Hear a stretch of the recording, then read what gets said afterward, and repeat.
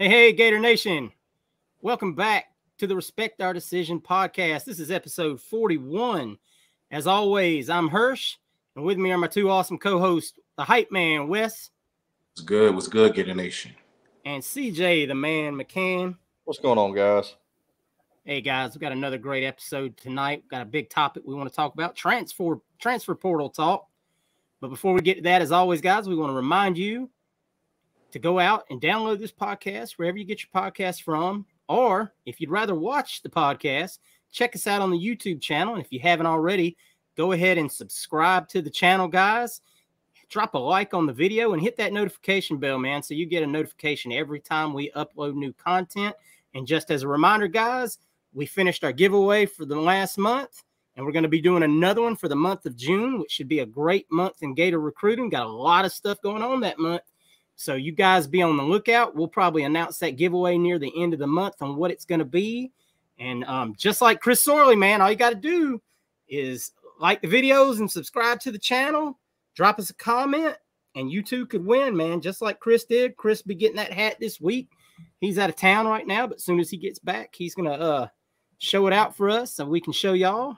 And we'll move on from there, guys. As always, though, guys, if you'd like to support us as creators, check us out on our Patreon at Respect Our Decision. We appreciate each and every one of you that already do.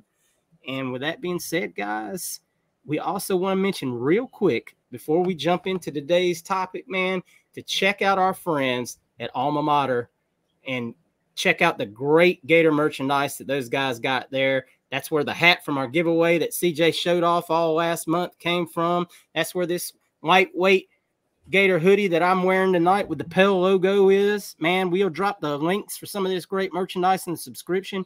You guys go check that out. Some of this product, like the new Jack Teeny t-shirt that they have, goes to support those athletes and their NIL deals, man. It's a great opportunity to not only support Gator athletes, but to support a Gator business. So you guys check that out, man. Give those guys your business. Tell them the guys that Respect Our Decision sent you, man. All right, boys, another week, another commit for the Florida Gators. Man, we're getting pretty good at this. I probably better not talk too much about it because I think we're going to slow down for a few weeks here anyway. But you never know. You know, a recruit could drop out of the sky, a commitment. It could be just moments away. But for now, we're going to talk about this week's commitment out of the transfer portal. Lyndell Hudson Jr. committed to the Gators this week after the weekend after his visit that he was in for. Lyndell Hudson Jr., and, you know, if you saw us talk about him on our Twitter page, this is a young man that was a 3-year starter for FIU. He was a little limited last year with some back issues. Was PFF's Week 5 right tackle of the week in their team of the week that they do. Was previously going to transfer to USF, but the Gators gave him a call. Young Mr. Hudson said, hold on now, this might be a pretty good opportunity for me. Came up to hear what the Gators had to say and went ahead and made that commitment Saturday, man. Just a big-time win for the Gators coaching staff here because it provides two things, guys. And before I get to your opinion, you get experience and you get depth. Two things the Gators greatly needed on this offensive line, and Mr. Hudson checks all those boxes. CJ, what's your take on this? You're happy to get something like that. You're happy to get a guy to come in to fill some depth purposes, an experienced player. Offensive line is the hardest position to really grade and really know, especially coming out of high school. So when you look at him and what he's done in his college career, you can get a better grasp at how good of an offensive lineman he is, how good of a skill set he brings to your team. So I think getting him now is going to help. I'm not really scared about where he comes from. We've had offensive linemen all over the field, and we just put a guy in the NFL who wasn't a big time recruited guy who came from a Group of 5 conference. So this offensive line group, the coaching staff, you can say what you want to the recruiting, but they are developing offensive linemen. They've done a good job at coaching them up. So I think that it's a much needed depth piece, but some experience depth, which you cannot undersell.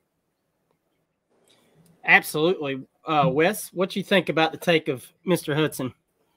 Yeah, I mean, when it comes to the offensive line, you can never have enough guys, especially with experience.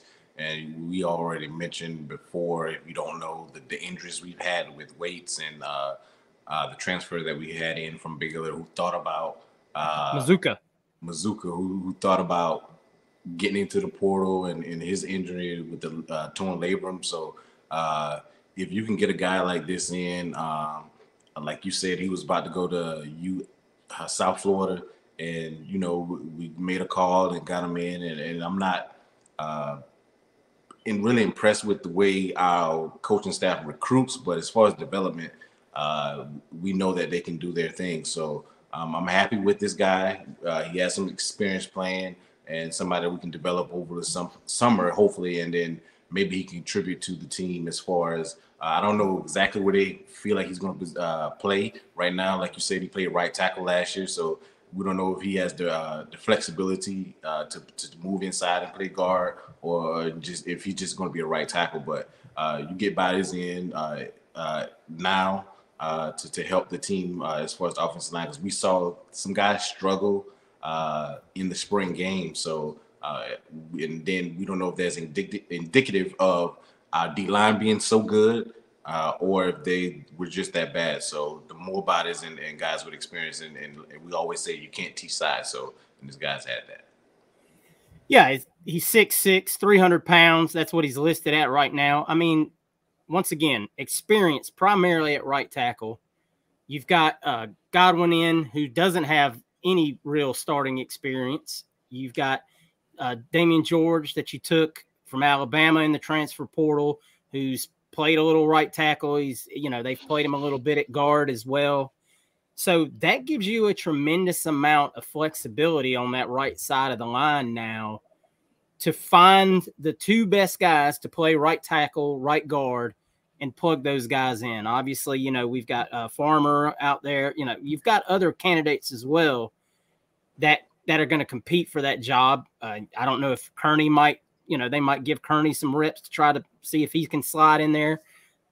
But right now, I think we're going to line it up in practice in the fall, and the best two guys for the right guard, right tackle are going to get the start, and you go from there. And if somebody goes down, you have experience to fill those positions, and that's never a bad thing, especially experienced, depth. That's to me is the biggest thing about this young man. He may not start a game, but he may have to get in there. Offensive linemen, we know they get hurt at the blink of an eye. The running back rolls up on your ankle, or, just a defensive lineman falls back on your leg, and you're in there. So chalk me up all the time for experience. This was a nice pivot after losing out on Simmons to Ohio State earlier in this transfer portal cycle. Now, we're going to shift gears a little bit. We're going to talk about a guy that we didn't get that we talked about last week on the show, and that is Antonio Carter, the defensive back out of Rhode Island, previously out of Orlando, was slated to come in on the 15th for official visit, went to Notre Dame, and Notre Dame, man, they did the thing. They shut it down. They got him on campus first. Now, that was his third visit. He had made two previous visits before going to Notre Dame, and I don't remember what those schools were right off the top of my head because I'm slow today and I didn't write it down. But Notre Dame was his third visit, and he was supposed to go to LSU over the weekend and then come see us first of the week. And as we know, we said it last week on the show, called us our dream school. Coach Raymond was very impressed with the young man. But Notre Dame got him on campus and shut it down. And to me, this is just this is a miss. This is a kid you wanted. It's very clear. You targeted him. You had him scheduled for a visit. Experienced secondary player that could have been really good at possibly the star position, our safety, our corner. He's experienced. He had flexibility. So this is going to lead to our bigger conversation of this episode. And I'll start with you, Wes. Did the Gators move too slow on this young man? I don't know if they move too slow. You have to work with the kid and see how their visits are set up. And when we mentioned that, okay, did LSU move too slow? He had 2 visits prior to Notre Dame. So the way he set up his visits, I don't know. I don't want to say that we moved too slow. We were thinking that we would get our shot once we got him on campus. And Notre Dame just did some of the stuff that we say that we need to do sometimes. Shut it down. Close. Put your foot on the guy's throat when you got him down, and so to speak.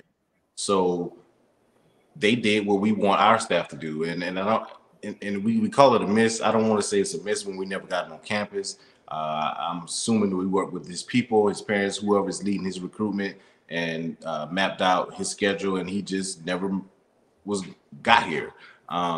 And it's a miss to the point that we felt like we kind of needed help at the star position, as the nickel, whatever you want to call it. And we talked about how Perkins, in my opinion, sometimes I think he has trouble with learning the defense. I love his athletic ability. I love the way when he's in the right position, how he plays. And then after that, you have Jaden Hill, who I also think might thrive at that position if he's not at safety. But it's freshman, and you wanted a guy with experience. And to say, I know some people, we talked about this last week, was like, he's from Rhode Island. Well, you see Notre Dame and LSU was after him as well. So those are big time schools that wanted this guy as well. So it wasn't about that he played at Rhode Island, because the kid obviously has some ability in it. We're going to say we trust Corey Raymond. If Corey Raymond wanted him, of course the guy has some ability. So it hurts, because I thought he would have been a good pickup as far as playing or competing for that star position. CJ?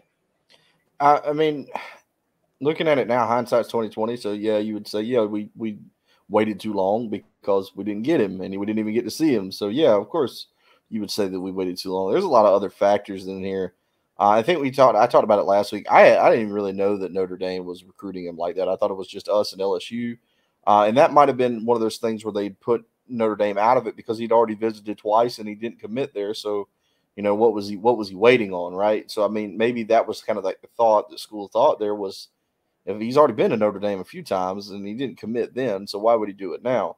Notre Dame obviously has Marcus Freeman's a good coach. Marcus Freeman has coached guys that are in the NFL now, like Sauce Gardner, like Kobe Bryant, that came from Cincinnati when he was the defensive coordinator there. So he's produced pretty good players during his time as good secondary guys. I'm sure he sold him that on that. Maybe even got a phone call from Sauce Gardner or somebody like that to say, hey, you should go play for Marcus Freeman. So I'm not really surprised that he made that move and got him. So, and it's Notre Dame. We don't get lost in all this. Notre Dame's still got a pretty rich history. They got a big pedigree, even to the younger kids. They're kind of like the Dallas Cowboys of college football, where they just are the team. They're, they're like the brand. They're like Coca-Cola.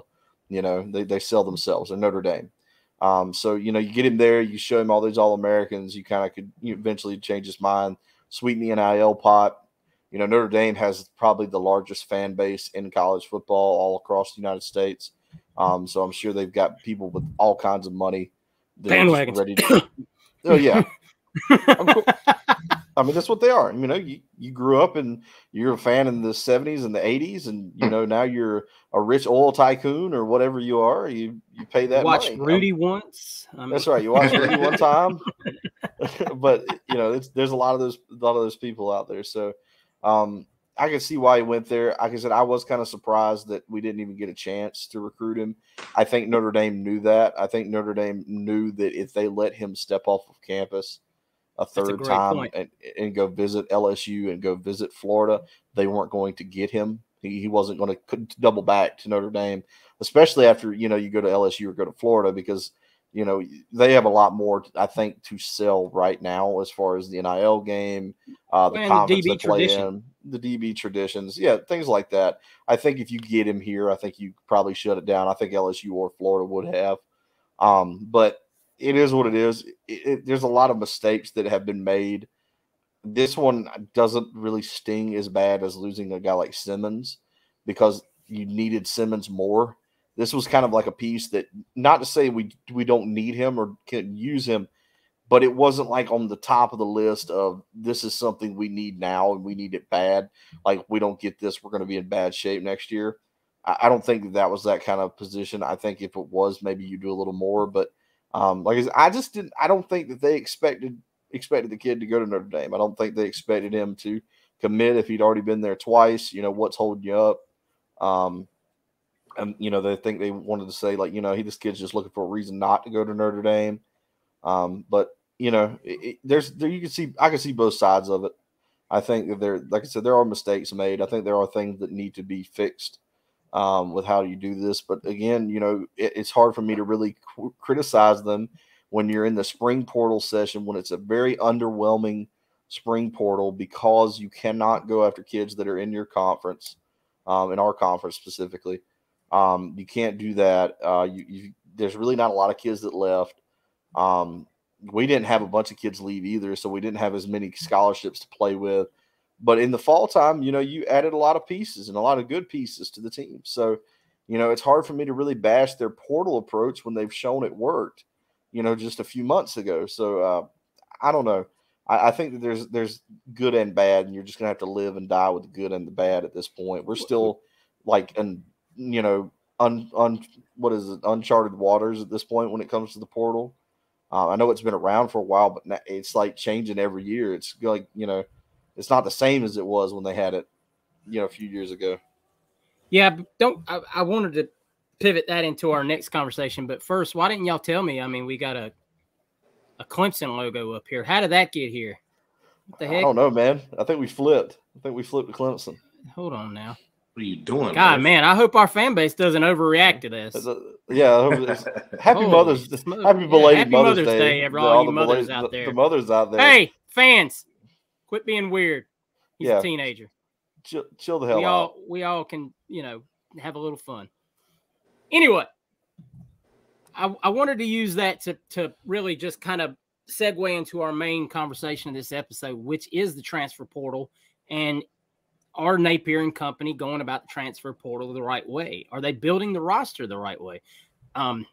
If you listen to the show and you listen to our episode with Nick Delatorre a couple of weeks ago, we had some conversations with Nick about this very thing, but I wanted to kind of, you know, now that it looks like right now we have 2 open scholarships, and the people out there in the know that know what the staff is doing and who they're talking to is pretty much said it looks like we're right where we're going to be. I mean, there's nobody else out there that we're really after.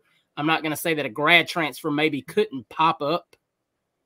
I mean, it could happen, but as of right now, with Carter going to Notre Dame and Alton McCaskill, the running back that visited us a couple of weeks ago, just committed to Colorado yesterday. Pretty much looks like we're where we're going to be. So, I mean, those scholarships obviously could get used on some walk-ons or something of that. Or you save them, you put them in your hip pocket, and you save it for the recruiting class. I mean, we've said it several times. This is a very young team.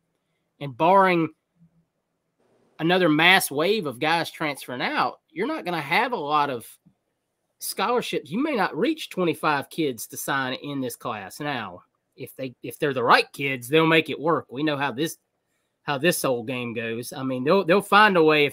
If Jeremiah Smith was to call on December, you know, on signing day in December and say, you know what, coach, I'm in, they'll find a way. Somebody's getting a gray shirt. Yeah, somebody. Yeah. Khalil Jackson, sorry, we were just kidding. You know, I'm just joking. Khalil's probably earned his scholarship, but you know, they have the spring, summer scholarships. They have, you know, but I really wanted to talk about this in light of you missed on Carter, which, hey, like y'all just said, Notre Dame got the damn thing done. I mean, who knows what he was offered, what he was given, what he was promised? We don't. Notre Dame didn't offer him a scholarship that far back from us. I mean, like he hasn't been offered for, you know, it wasn't like he was offered months ago. So a lot of people are looking like at how Florida State has just loaded their roster with these guys in the portal, and they're pretty good players by all accounts. You know, from where they came from, they were highly sought after transfer portal kids. But is that the right way to build the roster for sustained success? And that's my real question. And I'm going to start, CJ, I'm going to go back to you first. But people are really frustrated with Billy, and I understand it on the surface that you're frustrated, that because you don't want to hear, oh, next year could be rough. I mean, we may win 6-7 games. We may win less because we weren't going out there and finding the big time quarterback. And I mean, regardless of what you think Graham Mertz is going to turn into, or be once once the games count. You weren't out there going after the receiver that just committed to Florida State that transferred from Michigan State. You weren't out there going after these super big kids. You were out there going after kids that still had 2 and 3 years left of play time to come in and fill your roster. So you can coach them in your system and they can grow in your system. And in 2 years from now, maybe you've really built the team that you're aiming for, and that goes on each and every season because you're recruiting strong on the back end of that. CJ, what are your thoughts on how Billy Napier is building this team and if he's using the transfer portal correctly? I think that we're still so far new. No program yet has proven that you can use the transfer portal to win a national championship.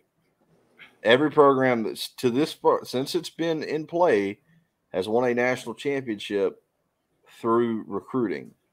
Georgia didn't take any portal kids last year. They didn't take any. They recruited. Alabama, up till right now, hadn't really dipped into it. You see these teams. Ohio State, they don't use it a whole bunch. Your bread and butter is still going to be your high school recruiting, getting kids, evaluating that way, getting them in your system, teaching them the way you want them to be taught. That's where you're still going to win. I think that's still where your money's going to be made. We've seen teams have great special years using that portal. Tennessee had a great season last year. A lot of that was built on the back of what they did in the transfer portal. Mel Tucker got a big extension at Michigan State using that portal. The problem is you start to see really chinks in the armor when you look where Mel Tucker is now at Michigan State. They haven't been very good for the last couple of years post his big portal season. So what's missing? The problem with the portal, the main problem with the portal is there's nothing guaranteed about the portal.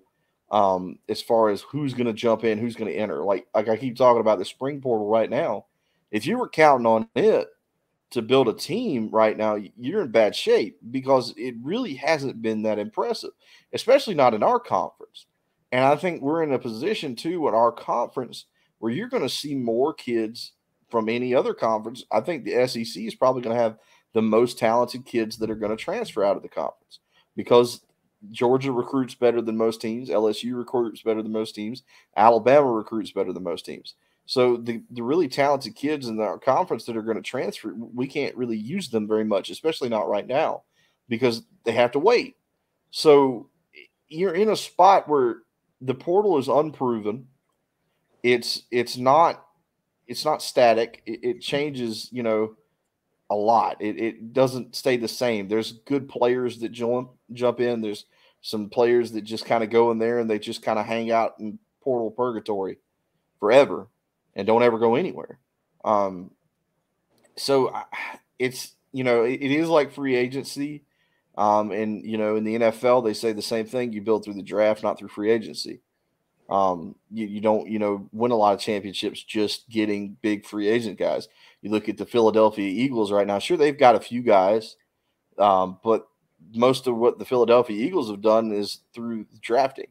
And then, like I said, you look at college football, the big successful programs, Alabama, Georgia, Ohio State, most of what they do comes from their high school recruiting. So I think you really need to focus on your high school recruiting. Maybe it pays off for Florida State. I know that it didn't pay off for Dan Mullen when he was here. He did the same thing. He got a lot of portal kids. And we bought into that during the time when Dan was here. It was like, well, maybe this portal is the new way to go, right? You come back and you get kids on the backswing like DeMarcus Bowman, like Brenton Cox, that maybe change their mind and they come in. That's the way you really need to recruit now.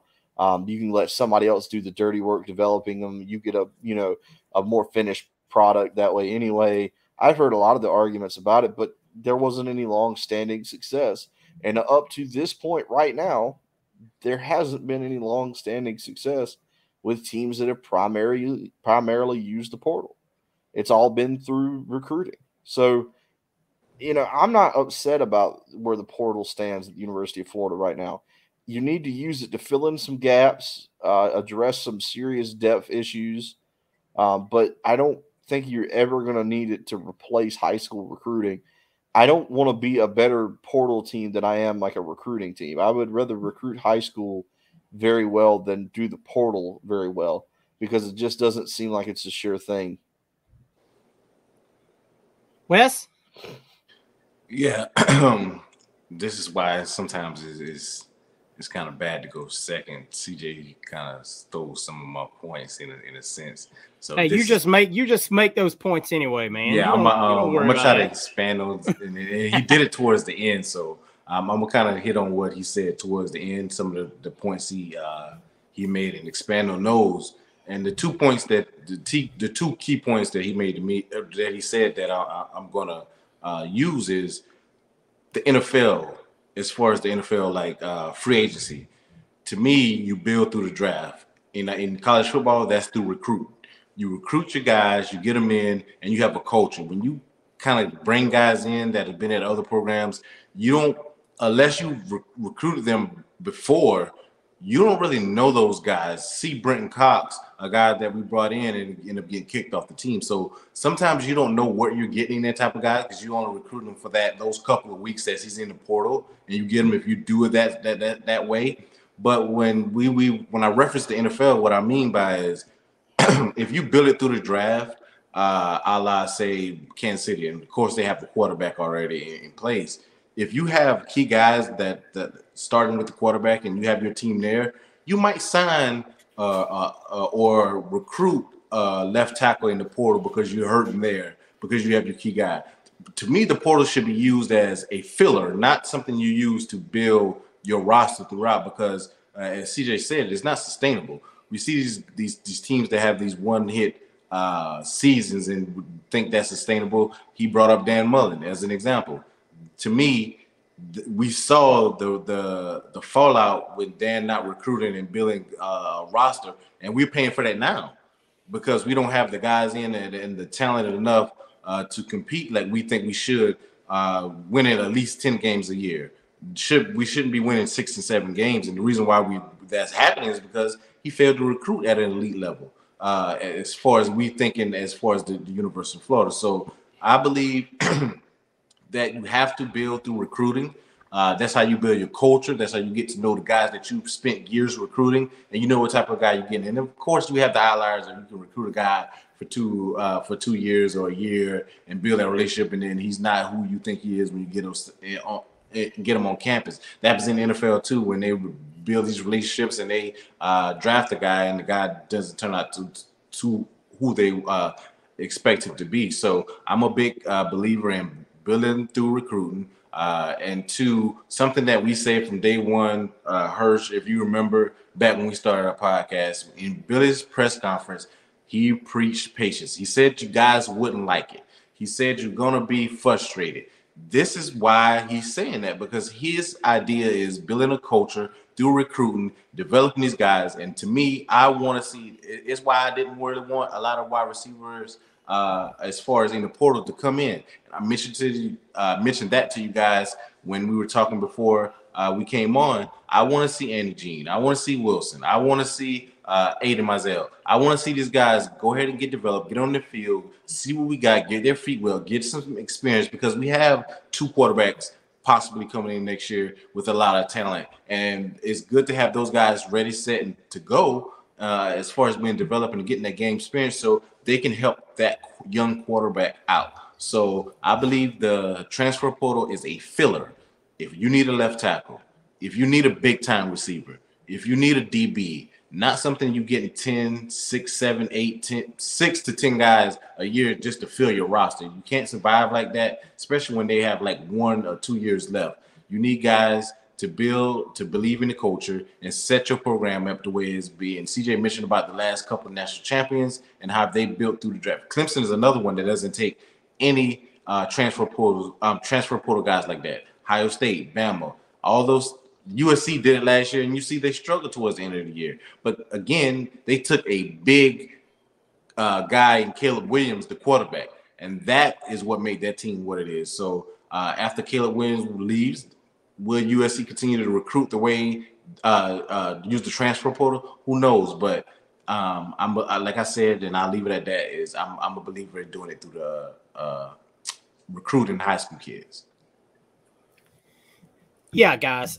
Wes, you nailed it. We talked about it since day one. It's always been a theme here. Billy warned us. Patience, guys. I think Billy knew. I think Billy looked around and said, this is not a very good culture, a very good roster. CJ has alluded to it in his great analogy about buying a house with rot under it, and you know the old coaches just painted over the rot. The roster wasn't good. And yeah, you can quick fix it. Tennessee quick fixed it. And guess what? They're doing a really good job of fixing it underneath at the same time in a lot of ways. But I mean, have they done it more than one season? I mean, you just inherited a better roster than we did. I honestly think in a lot of ways built for what Heupel wanted to do.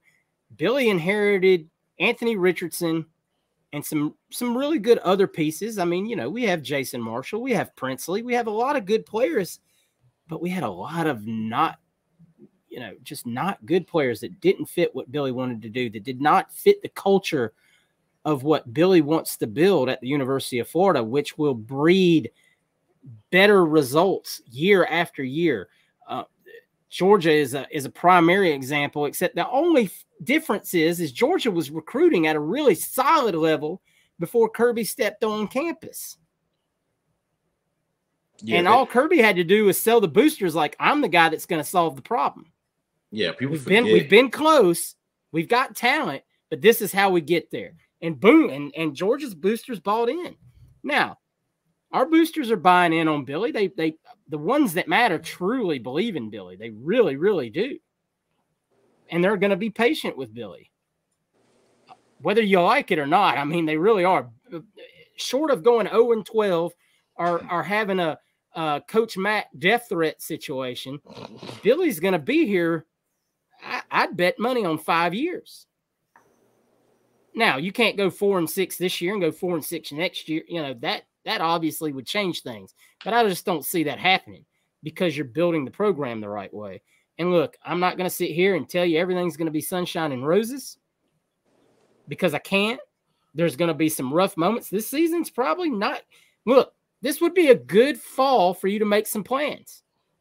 You know, I mean, take a vacation. If somebody has a wedding that fall, don't get mad at them necessarily. This might be the fall to go to a fall this wedding. Might be the time you want to go. I mean, look, I'm not, like we said, we're not going to sunshine pump it. But at the same point, I'm not going to, if we go out this season and we go 6-6, I'm going to be like, well, I was prepared for 6-6. It is what it is. Could we be better than that? Absolutely. And if we are, then you're really going to understand what kind of coach and what kind of atmosphere Billy's breeding, because this team should not win probably more than 6-7 games. Not on the surface, but they may go out there and play like world beaters. Coach Armstrong might have that defense ready to eat their own when they get out there on the field. I mean, they might, it's a lot of unknowns. The teams we play may not be as good as we think they're going to be. That's the beauty of college football, is that you just really, really, you don't know until you get out there and line it up and go at it, man. So, guys, I know we've preached this on this show. Good God knows. I mean, we set a bar for that. Episode 1. Have patience with Billy. Let him recruit. I mean, we got a lot of things going on the recruiting world right now. You've got Lagway. You've got you've got such a great start to this class. Do I think we're going to get Jeremiah Smith and Gibson? No, we probably aren't. I'm just going to go ahead and drop that huge bomb on y'all right here, right now, that if I had to tell you right now today that Gibson's going to end up at Texas, and yes, Jeremiah Smith's probably going to stick with Ohio State because he'd be dumb not to almost. I mean, unless he's just chasing the bag. Or Brian Hartline and Ryan Day move their separate ways after the season. Maybe they lose to Harbaugh and they tear that thing down. But he's going to get his. And it shows by the guys that they're bringing in. This starting in June, that first weekend in June, each and every day you hear about another guy coming to visit for that weekend of the 2nd through the 4th with DJ and company. And last year, I saw a stat earlier today. Last year on our June visits, we had so many June visits, and we went 12 for 32 on commitments out of official visits from the month of June. And that's a pretty good ratio. Yeah, when you really I'll take 12 kids. Tell more. I mean, kids. you got to think you're signing an average of 20. We only signed 20, 21, 22, or is it 20? 20 might have been 19 kids. So out of those, you got half of those kids out of the June official visits. I mean, that's doing the thing right there, man. That's a plan. It just doesn't look good because we've been conditioned to think, oh, we need to have that last official visit, or you're gonna get screwed. Those days have changed, guys. NIL is here. You can, oh, what did so and so offer? It's a phone call now. Oh, what did so and so offer you? All right, well, here we go. Yes, you can offer recruits NIL deals, but come on, guys. Come on, buddy. There's not a whole lot of recruiting news out there this week, guys. Not a ton. Like I said, they're really gearing up for June. Coaches are on the road. Just a few things of note. We did have a visitor in this week. Benedict Yuma, a defensive lineman from up in Connecticut, was on campus the last couple of days. Haven't heard anything out of his visit, but this is a young man that's number 66 in the composite right now. So Coach Chaos continues to bring kids on campus, man, and really look for some high quality defensive ends. Mike Peterson was out visiting with Dalen Evans again, the Texas A&M commit that we're working hard to flip. That situation's looking better and better every time I hear about it. I mean, the staff is absolutely showing this young man that he is high on their priority list by just continuously being in contact. And wanted to speak a second just about some tight end targets. It appears that the staff is going to look to take 2 tight ends this cycle. Obviously, last episode, we talked in depth about Walter Matthews and his visit, tight end out of Georgia. 2 other names I want you to keep in mind. One being Eric Carner, who's a 6'5" tight end out of Elmhurst, Illinois, who the Gators are on big time right now. And the other team that's really big on him is Iowa. And Iowa can recruit some tight ends, man. So if Iowa wants him, that might be a good sign. And another one I want y'all to keep an eye on and an ear on is Amir Jackson from Portal, Georgia. Portal, Georgia is about 30 miles down the road that way from me. So I might have to go check this young man out this week or this season sometime. But look for the staff to really bring in a bunch of tight ends here soon as they try to fill 2 tight end slots in this recruiting class. But guys, that's really going to do it as far as recruiting news this week. There's, like I said, coaches are on the trail, setting up these visits for June. Coaches just going into high schools, watching kids' spring practices, things like that. As that spring practice wraps up around the country. But be patient, man. The portal situation is behind us right now. It's time to really start focusing on recruiting and building that base.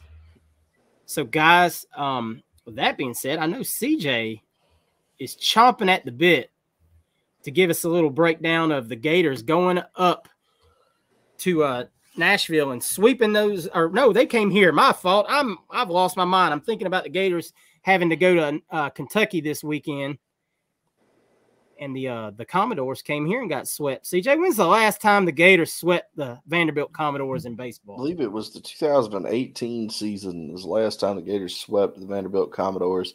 Vanderbilt always a good team. We had some weather issues this weekend. Vandy did have a few issues at pitcher, but it wasn't so much that we just put up the runs on them. First night we did. The first night we scored 10, we run ruled them, but Vandy really couldn't get anything going against our pitching. And what's really surprising by that is Saturday, because of the weather delay, we had a bullpen game. You know, Hurston had been out there to pitch the first inning, looked really good, looked the best he'd looked in a while just from that first inning. And the rain started, and, you know, you don't want to cool a guy's arm off and then send him back out there. You know, you're playing with fire with injuries. Kevin O'Sullivan's always going to protect his pitcher, and that's why we're always going to get good recruits at pitcher because of that. So we had a bullpen game, and those guys took care of business. Ryan Slater did his thing.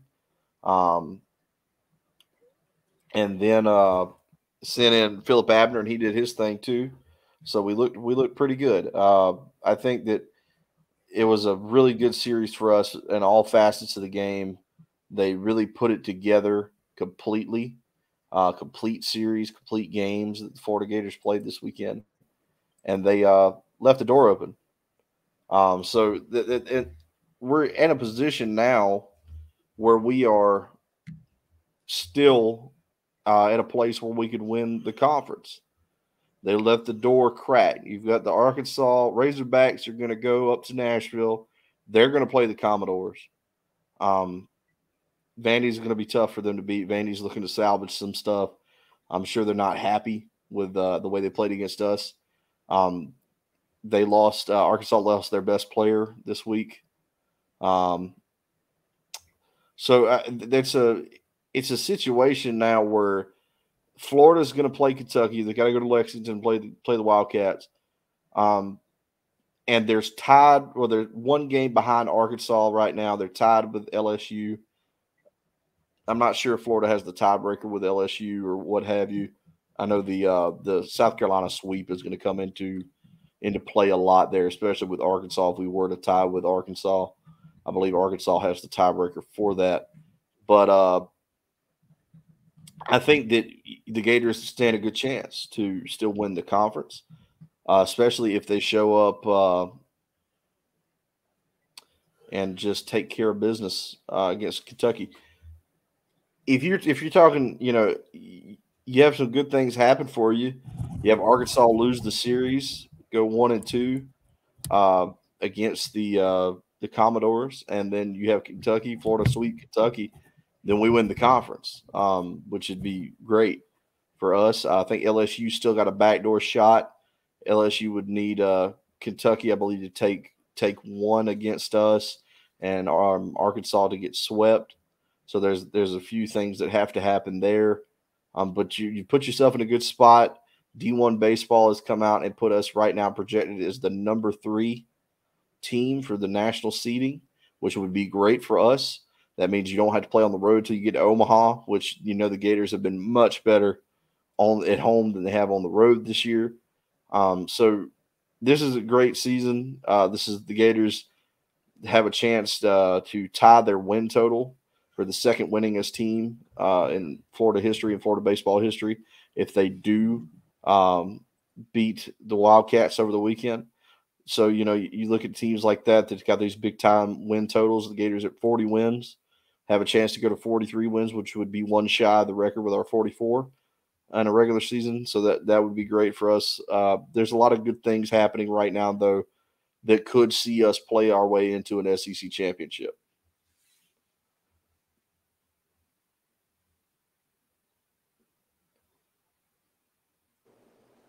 You're muted. Of course I am. My fault there, guys. Yeah, I'm all in on this team, man. I'm really excited about where they are right now in this point in the season. Jack being dominant on the mound as well as at the plate. That was awesome to see. as we begin what would be the last charge of Wyatt Langford and company. I hope we just bomb all the way to Omaha, and I'm going to be checking out every game as we enter tournament season. Best time of the year for college baseball, tournament time. Absolutely, my favorite time of the college baseball season. Fast and Furious, not Fast and Furious X, but but it's still all about family or something. Yeah, that's right. All right, guys. Well, that's going to do it for this week's episode. We sure do appreciate all y'all tuning in as always. As we said, man, recruiting is really about to hit the pedal. I mean, we're really getting, as we get closer to that month of June, the news is going to be fast and heavy, and we're going to cover it every way possible. So you may get more than one show from us here and there, depending on what's going on. And if we get a slew of commits, we may have to do a special show here. And obviously this year we'll probably do another Friday Night Lights special show like we did last year to wrap up Friday Night Lights. Just it's the best time. It's one of the best times of the year recruiting wise as we enter the summer months and kids begin to hit the campus and do the camp scene and all of that. So, guys, before we get on out of here, CJ, what you got for us before we get out of here, man? Just make sure you guys are always supporting us as creators. Check out the Patreon if you haven't done that yet. Check out the Facebook page and the Twitter page. Interact with us over there. We post different questions during the week and interactive things. You guys can respond there. Send us questions through that. Make sure that you subscribe to the YouTube channel. Leave a like, leave a comment. It helps us out a lot. We're on our way to 2,000 subscribers now. You guys helped us out a bunch, guys. To 1,000. We're on the road now to 2,000. We're really growing, and a lot of the views have been up. You guys are just doing a great job. Always check out our friends at Alma Mater. They're going to have the link down below in the comments, so you guys can find their stuff there. Go get that brand new Jack Tawny t-shirt, or you can get one of the other Gators baseball jerseys with anybody else you want on it. They've got about everybody on the team. So go check that out. If you want one of the softball girls, the softball tournament's about to begin. So if you want to get one of theirs, they have those over there as well. There's a bunch of other stuff on there. The hat that we've been doing with the giveaway. If you missed out on that, that's okay. You can go over there and buy it from our friends at Alma Mater. They've got it in gray and white.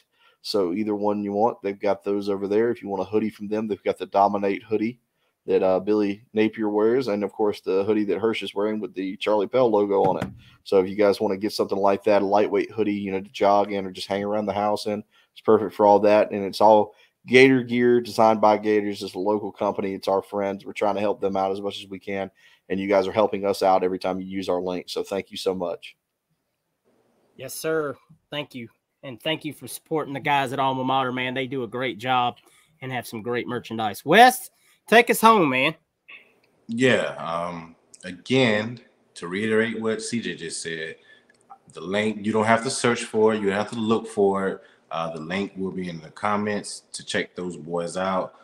You can't never have enough Gators gear. And for the guys, just like we did for the mothers, Father's Day is right around the corner, about 3-4 weeks. I think it's like 3 weeks now. So if you need more Gator gear, get your wife, your girlfriend, significant other, whoever. Hey, get this link.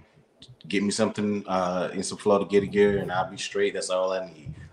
But as always, to our troops out there, thank you for your service. We appreciate you guys for all that you do. It allows us to do what we do, which is bring you the latest in Gator information. And as CJ and Hirsch alluded to, in June, we're going to do another giveaway. We'll let you know what we're exactly giving away, and it's going to be from our sponsor there, Alma Mater. So we'll let you know what that is. And again, shout out to our boy Chris for winning on a couple weeks ago. I spoke with him. He was happy. He was excited that he won, and he's going to get us that picture so we can post. So we don't just front and say we're doing giveaways like some companies or some things that you listen to. Never met Chris. None of us have never met Chris, and he won. So appreciate that. Appreciate your support. Like, subscribe, comment. We love you guys. We appreciate you guys. And as always, go Gators. Go Gators. Go Gators, baby. Catch you next week.